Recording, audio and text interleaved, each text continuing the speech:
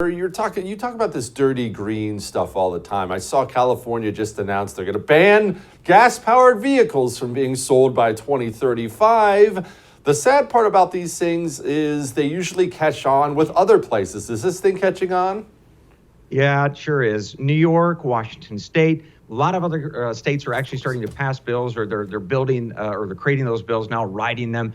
But it's not just the states, actually. So General Motors has announced that they are going to stop selling or manufacturing gas-powered cars by 2035. Ford is going to do the same, although they're going to wait until 2040. Although in Europe, they're not going to sell any more of that stuff until 2035. So manufacturers are marching down this road too, which is pretty crazy when you really start looking at how cars, these electric vehicles, function, because they're not all they're cracked up to be. And people are about to find that out in a very, very painful way. Bryan, we talk about transition. I shouldn't say we. They talk about transition a lot. It's a transition. We're in a transition, which it's funny if you dig into that. It always is poor people dying. That's what transition means. But anyway, transitioning. What does this look like, though? Because these things, they sound so horrific, and they're not that far in the future. 2035 is not that far in the future. What does that mean to normal people? Well, it means if you go into a showroom starting 2035 and beyond, you unfortunately are going to not have an option of a gas-powered vehicle. It's going to be an electric vehicle. So you're going to have to come to the table with a lot more money, because we know that electric vehicles cost a lot more than gas-powered cars. Different reasons for that, which we can get into. $66,000 is what they currently cost. But then you have to add in additional costs over the next couple of years with, of course, the increasing prices of batteries, which are going crazy in terms of the materials inside of those batteries, lithium and cobalt, none of which, by the way, we actually mine here. It's in places like the Congo with using child slave labor.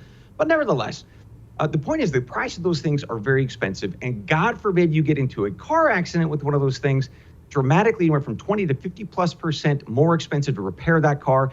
And if it ain't under warranty, you're buying a new battery pack, which is going to run you about $20,000, which is quite amazing, by the way, when you think about it. And then, of course, there's the issue of charging, which I would love to get into because it's one of the best parts of this story. Oh, please, go ahead, because one of my buddies has a Tesla, and he enjoys his Tesla, but man, does he have charging stories. Please, take it away, Bryan.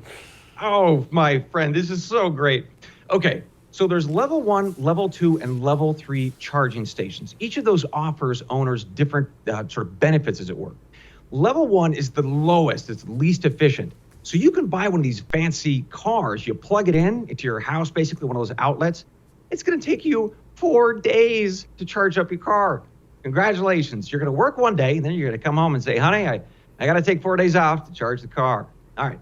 So that's one option. Level 2, you're going to be spending thousands more dollars to install a level 2 charger at your house. You're going to have an electrician come. It's a very special piece of equipment. But your car may not actually charge fast enough to enjoy the benefits of that level 2 charger. So you can spend thousands of dollars, and actually you're not going to get much benefit.